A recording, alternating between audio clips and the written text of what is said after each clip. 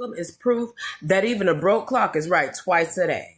Why did that lady Sharelle sit up there and tell Ochocinco that she wants a prenuptial agreement to where if they divorce, she gets a $3 million lump sum and $15,000 a week or a month afterwards in alimony? So then his lawyer brought up current income within their household, and she brings in more money currently. And regardless of what he got in the bank, she brings in more money currently. After they asked this, she then says, well, what about the podcast? Because I at least need to leave with a piece of the podcast. And they both trying to sit there and figure out, we both got money. So if something ever happened, we just both need to leave with what we came with. And she sells $1 million homes in Tampa. And word on the street is she's a good realtor. These women are trying to manipulate these men. This ain't about no money. This ain't about no masculinity. These women want to manipulate these men right about they shit. Because I don't give a damn what y'all say, and they learning it from their mamas. Because you can say what you want to. These women be single and bitter, not broke.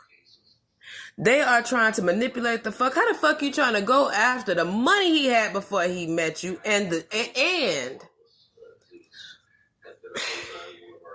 I ain't never seen the lady on the podcast. And I watched the podcast.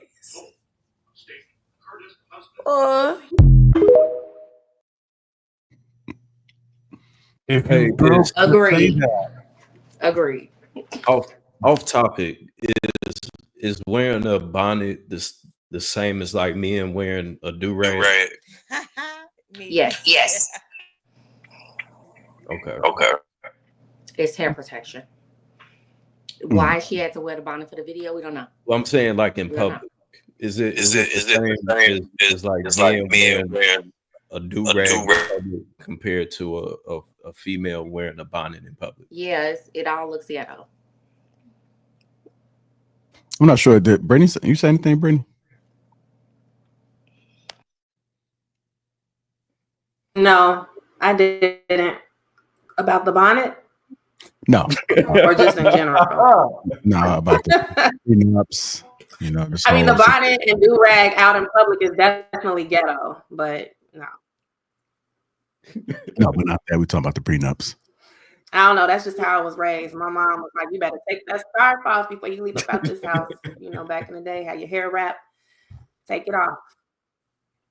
Yeah, we're talking about the prenups. Shout out to Mama Golden. Shout out to Mama Golden. Can y'all hear me? Yeah. Yeah, I think Brittany's on delay though, you know. Okay. Brittany, we're talking about the prenups, the videos that were just played. Oh, I mean, we had pivoted to the bonnet, but yeah, I didn't say anything about the prenups. I mean, but I can if I need to. I didn't say anything else about it. I mean, I feel like I agree that I still stand on what I said earlier. I think we need prenups. You have to protect your assets. I love the example that Clout used earlier. It's protecting it's like life insurance. You know, you get insurance to protect your assets. You don't go into the situation thinking, oh, I'm going to get into an accident, but you know, there are high chances that you can, you know, based on statistics. So you got to protect your assets regardless of what your income is, what his income is. I mean, unless some other people said it earlier, unless you're like building from scratch and you have nothing, but then again, you have to think about, and I don't know the law, but you have to think about your future assets. I don't know how your retirement account would play into that. You know, like you might not own a home or anything yet, but maybe you've been working for some years and, you know, down the line, 20 years down the line, you have a really solid 401k. At that point, you've got to protect that as well. So a prenup. All right. Anybody else? Ari Inc. Yeah. But Brittany, that's why. Well, go ahead, Ari. Go ahead. I thought two things in that video were kind of telling. One, that the deal breaker for him was not actually the discussion around the alimony payments, the deal breaker was that infidelity clause. And the second thing that had me thinking about was, is she putting that high alimony number on there so that there's a bigger consequence should he cheat?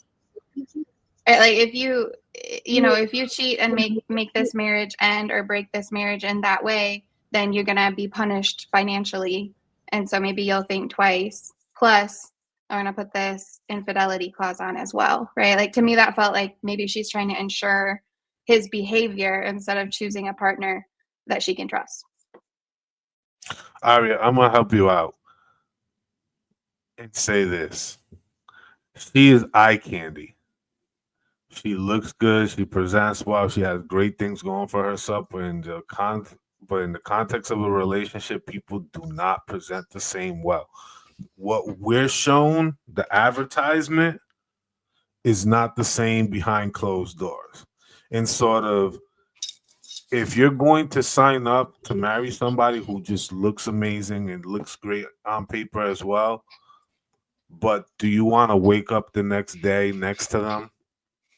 Do you have to beg them for sex or intimacy? That's the part. And I get the sense that if she's doing all these leveraging, I am willing to bet that she's the type to kind of neglect or withhold sex or intimacy and all these things like that. So those things come into play. People don't talk about them. Women do weaponize that big time in relationships and in marriage. We just never bring it up to the table and call a thing. So are you saying that? Weird. Hold on. Okay. I find it weird that people ask and want monogamy, but yet never want to do the things that adhere to monogamy to keep their relationship monogamous. But go ahead. Like I was just commenting on what I saw in front of me and the behavior that they were engaging in, the conversation they were having. But it sounds like what you're saying is some women deserve to get cheated on. Is that what you're? I mean, that's not what I'm alluded to at all. What I'm talking about is more specifically if you're paying attention closely to their dynamic. She's a woman that looks good, great, like that. But we don't understand these people's dynamic behind closed doors and how they tend to kind of leverage certain things against each other. In that instance, if she's highly concerned about him stepping out or whatever, let me tell you something. There are women out here that are so confident that their man will never cheat on them because you know what? 3 things: they never leave home hungry, horny, and unhappy. They're always coming back home. You know what I'm saying? She's not that type of woman, man. She's a boss chick. You know what I'm saying? She is front and center. She is front of house. You know? Period. You know, and that is cool. I have nothing against that. But when you're dealing with a certain type of man like him who has the type of personality and the type of, you know what I'm saying, aura, you get a completely different, subset of conditions. And he's going to feel entitled to certain things, and she's going to feel like, I don't want to do any of these things. And that's when the two clash. And sort of, she feels very confident that she'll hold her stance, and that is always something that comes to the table. That always clashes. Is always the sexual chemistry and the sexual depreciation in the relationship or deprive. I want to kind of like speak on somebody else's like financial pockets and say somebody said it was broke. I don't know what that means. I just know based on what she's saying, like, hey, yeah, I was broke. I was left with my children. We had nothing, and she was basically saying she had to work like super hard to get where she's at. She said also before she got with Chad, she was already a millionaire. Maybe not a multi-millionaire, but she was a millionaire. We don't know how long. Like her other kids are adults, so we don't know how long the divorces was or how long it took her to pick herself back up. So I don't want to speak on nobody's pocket and say, oh, you wasn't broke, like you wasn't my broke. You know what I'm saying? Like my broke is, if I say I'm broke, trust me, I got a little money. It's not that I got $0, but I don't have it like that. But you just stated yourself, she was a millionaire before she met Chad. And I just don't understand. Like, okay, you got out of these relationships, they didn't go well, and then you had to work hard to get back to the lifestyle that you wanted. Okay, so does everybody else. That's what everybody got to do. We all got to work hard to get back to that lifestyle. For you to want $3 million a year in upfront alimony is insane. She is literally building a nest egg off of him, which doesn't make sense because she makes more. By what everybody understands, she's bringing in more money. So if anything, Chad should be the one building that nest egg, right? He should get $15,000 a month. How many times has he been married? I think he's been engaged a couple times, but I don't know about married. Oh, so he's never been married? I don't know. I don't know if he got married to Eva Longoria, I think her name is. It's like another basketball wife or something.